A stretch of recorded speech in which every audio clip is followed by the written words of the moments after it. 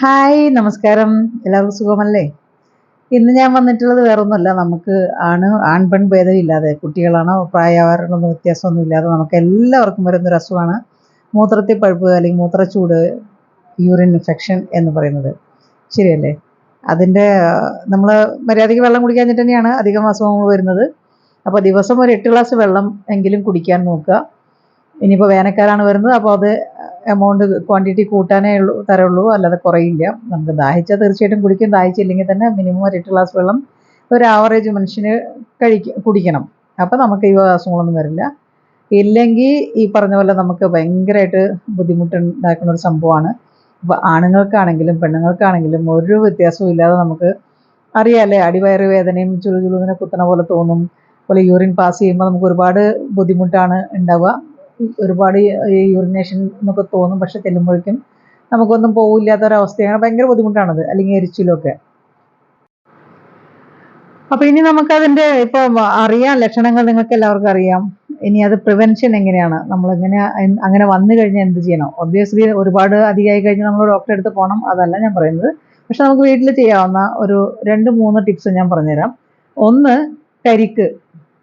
കരിക്ക് ഇതിനകത്ത് ഞാൻ കാണിച്ചിട്ടുള്ള പോലെ തന്നെ അതിൻ്റെ മൂട് ചെത്തിയിട്ട് അതിനകത്ത് കുറച്ച് ഏലക്ക, ഒരു 5-6 മതി, അധികമൊന്നും വേണ്ട, ഒരു 4-5 ഏലക്ക തട്ടി പൊട്ടിച്ചിട്ടിട്ട് രാത്രി വെക്കുക. പിറ്റേ ദിവസം രാവിലെ വെറും വയറ്റിൽ അതെടുത്ത് കുടിക്കുക. രണ്ടാമത്തെ ടിപ്പ് എന്ന് പറയുന്നത് സബ്ജ എന്ന് പറയും. അവിടെയൊക്കെ സബ്ജ എന്ന് പറയാം, മുംബൈയിലൊക്കെ. ഇവിടെ എനിക്കൊന്ന് കസ്കസ അങ്ങനെയാണെന്ന് തോന്നുന്നു. അപ്പം അത് നമ്മൾ ഈ സർബത്തിലൊക്കെ ഇട്ട് അല്ലെങ്കിൽ പായസത്തിലൊക്കെ ഇവിടെ ഇടുന്ന കണ്ടിട്ടുണ്ട്. അപ്പോൾ അതിന് നമ്മൾ വെള്ളം ഉണ്ടാക്കി, നാരങ്ങ വെള്ളമോ എന്തെങ്കിലും ആണെങ്കിലും അതിനകത്ത് ഇട്ട് കുടിച്ചു കഴിഞ്ഞാൽ കുറച്ച് ഒരുപാട് നല്ലത്. വെറും വയറ്റിൽ തന്നെ വേണമെന്നില്ല, ഇടയ്ക്കിടയ്ക്കൊക്കെ സർബത്ത് ഉണ്ടാക്കി കുടിക്കാം. നല്ലൊരു സംഭവമാണത്. ശരീരത്തിന് ഒരുപാട് തണുപ്പാണ്, നല്ലൊരു ഇതും കൂടിയാണത്, റെമഡിയാണ്. പിന്നെ മൂന്നാമത്തെ ടിപ്പ് എന്ന് പറയുന്നത് വേറെ ഒന്നല്ല, നമ്മുടെ നാട്ടിലെ എല്ലാ വീടുകളിലും കാണില്ലേ, ഇപ്പോൾ കൂവപ്പൊടിയുടെ സീസണാണെന്ന് തോന്നുന്നു.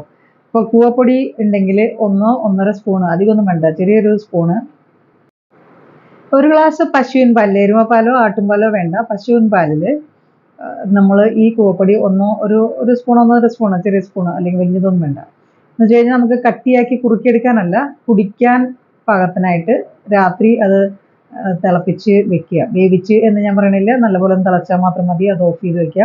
അതിൻ്റെ കൂടെ കടിച്ചക്കർ, അതായത് കൽക്കണ്ടം ചേർക്കാം, പഞ്ചസാര വേണ്ട.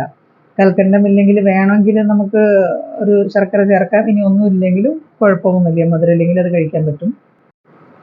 ഇത് 2 തരത്തിൽ ഫലപ്രദമാണ്. ഒന്ന്, നമുക്ക് ശരീരത്തിന് ഡീഹൈഡ്രേഷൻ ഇല്ലാതിരിക്കും. അതുപോലെ തന്നെ യൂറിൻ റിലേറ്റഡ് എന്ത് അസുഖങ്ങളിലും മാറും. അത് മാത്രമല്ല നമുക്ക് ശരീരത്തിന് ഒരുപാട് നല്ലതാണ്.